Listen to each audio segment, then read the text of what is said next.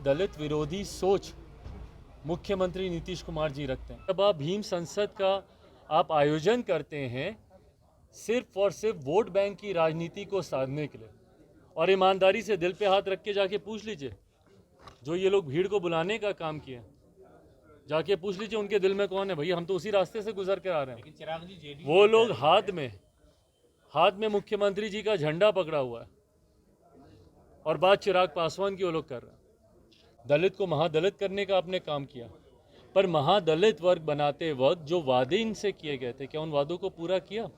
3 decimal जमीन देंगे तो फलाना तो ढिमकाना, कितनी बातों को पूरा किया? मेरे पिता आदरणीय रामविलास पासवान जी का अपमान करने का उन्होंने काम किया, समय समय पर उनको प्रताड़ित करने का उन्होंने काम किया। में जब आप भीम संसद आप आयोजित करते हैं तो ये भी बताना ज़रूरी है कि इन 19 सालों में मुख्यमंत्री नीतीश कुमार जी ने अनुसूचित जाति वर्ग से आने वाले लोगों के लिए किया क्या?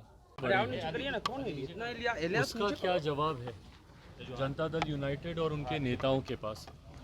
जिस तरीके से अनुसूचित जाति जनजाति वर्ग से आने वाले लोगों की उत्पीड़न की घटनाएं बढ़ी हैं, हत्याओं की घटनाएं बढ़ी हैं, दलित वर्ग से आने वाली बेटियों के साथ महिलाओं के साथ बलात्कार की घटनाएं बढ़ी हैं। भीम संसद करने मात्र से आप अपने आप को इस वर्ग का हितैषी दिखाने का प्रयास जो आप कर रहे हैं, जबकि हकीकत है और ये बात किसी से छुपी नहीं है। कुछ दिनों पहले प्रधानमंत्री जी ने भी इस बात का जिक्र किया कि किस तरीके से दलित विरोधी सोच मुख्यमंत्री नीतीश कुमार जी रखते हैं।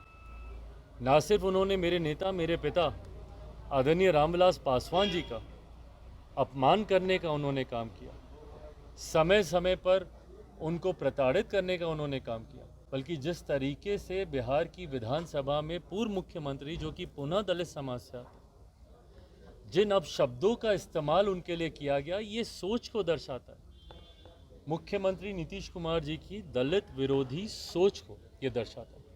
ऐसे में जब आप भीम संसद आप आयोजित करते हैं तो ये भी बताना ज़रूरी है कि इन 19 सालों में मुख्यमंत्री नीतीश कुमार जी ने अनुसूचित जाति वर्ग से आने वाले लोगों के लिए किया क्या? आज जब उनके ऊपर उत्पीड़न की, उनके ऊपर अत्याचार की घटनाएं बढ़ी हैं, तो ऐसे में मुख्यमंत्री जो कि प्रदेश के गृह मंत्री भी हैं, क्या कदम इनके द्वारा उठाएगा? इन्होंने अनुसूचित जाति को बांटने का काम तो किया, दलित को महादलित करने का आपने काम किया, पर महादलित वर्ग बनाते वक्त जो वादे इनसे किए गए थे, क्या उन वादों को पूरा किया? 3 डिसमिल जमीन देंगे तो फलाना तो ढिमकाना, कितनी बातों को पूरा किया गया? कुछ दिनों पहले चुनाव से पूर्व मुख्यमंत्री जी ये घोषणा करते हैं, और एक प्रदेश का मुख्यमंत्री जो प्रदेश के गृह मंत्री भी हैं, वो ये घोषणा करते हैं कि अगर किसी दलित समाज में हत्या होती है, पहली बात तो आप हत्या की सोच एक गृह मंत्री रख कैसे सकता है, पर यह घोषणा की जाती है कि अगर हत्या होती है तो उसके आश्रितों को सरकारी नौकरी दी जाएगी। भाई हर हत्या पे मैं गया हूँ, आज भी आप चले जाइए, सबसे ज़्यादा हत्याएं चौकीदारों की हो रही जो दलित समाज से आते हैं। हर हत्या पे हम जाने का काम कर रहे हैं। कितने लोगों को सरकारी नौकरी देने का आपने काम किया? तो ऐसे में जब आप भीम संसद का आप आयोजन करते हैं सिर्फ और सिर्फ वोट बैंक की राजनीति को साधने के लिए, और ईमानदारी से दिल पे हाथ रख के जाके पूछ लीजिए जो ये लोग भीड़ को बुलाने का काम किया, जाके पूछ लीजिए उनके दिल में कौन है। भैया हम तो उसी रास्ते से गुजर कर आ रहे हैं। वो लोग हाथ में मुख्यमंत्री जी का झंडा पकड़ा हुआ है और बात चिराग पासवान की वो लोग कर रहे हैं।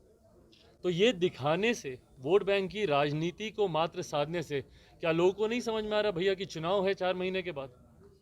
इसलिए आज आपको भीम संसद का आपको याद आ रहा है पिछले 19 सालों से आपने क्या किया? चिराग पासवान और नरेंद्र मोदी बैकफुट पर जा रहे हैं। नीतीश का जो फैसला हुआ, जो आरक्षण का दायरा बढ़ा, उसकी वजह से इन लोगों को परेशानी, इसलिए मुख्यमंत्री नीतीश कुमार को लगातार चिराग निशाना बनाते हैं। भाई कौन बैकफुट पे जा रहा है?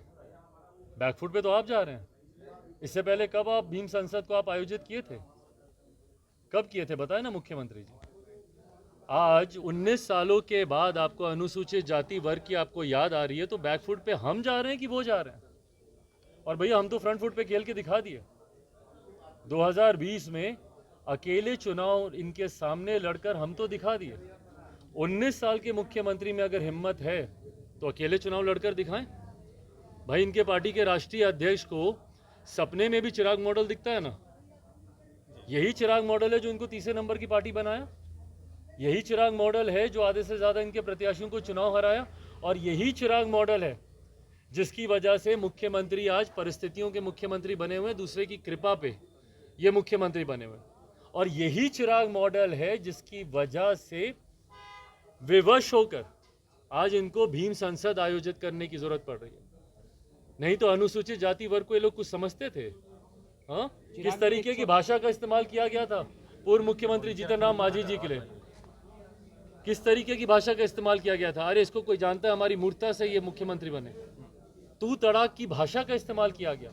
ये सोच है मुख्यमंत्री की अनुसूचित जाति वर्ग से आने वाले लोगों को लेकर। ऐसा कहा जा रहा है कि जमुई से तैयारी कर रहे हैं अशोक चौधरी, उसी का पावर है, आप ही के सामने आकर लड़ेंगे वो।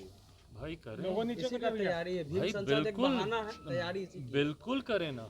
हम तो कह रहे हैं लोकतंत्र है, कोई कहीं से भी चुनाव लड़ सकता है, बट तैयारी करना और चुनाव जीतने में बहुत फर्क होता है।